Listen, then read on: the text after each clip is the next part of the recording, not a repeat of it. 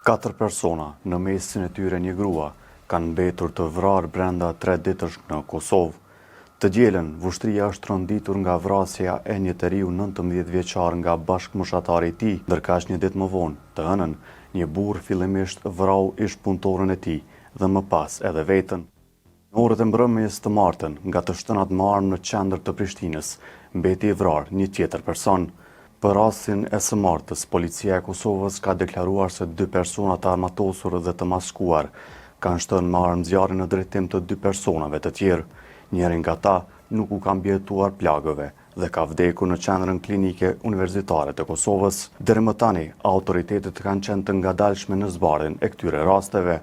Kryeministri Albin Kurti u ka bërë thirrje institucioneve të sigurisë dhe të drejtësisë që të trajtojnë me seriozitet të lartë 3 raste tragjike të 3 ditëve të fundit.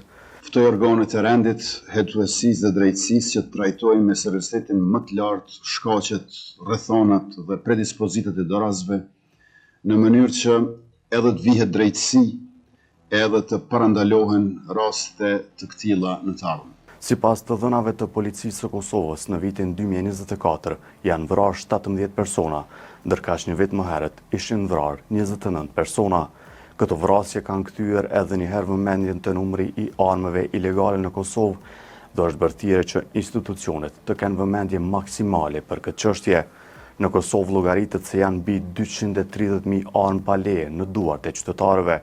Sociologu Labinot Konushevci thotë se këto armë mund të jenë në duart e personave me predispozita dhune. Mungon një kontroll më i rrept i shtetit mbi armët edhe identifikimin e njerëzve, sidomos adoleshentëve që kanë predispozita dhune. Policia ka bërë të ditur se në baza vjetore konfiskon mesatarisht rreth 1500 armë pa leje, ndërkaq sipas ligjit për armët në Kosovë, çdo person që ka së paku 21 vjet mund të kërkojë leje për të pajisur me armë. Personat që duhet të pajisen me armë duhet të posedojnë aftësi psikofizike dhe të kalojnë një test teorik dhe praktik.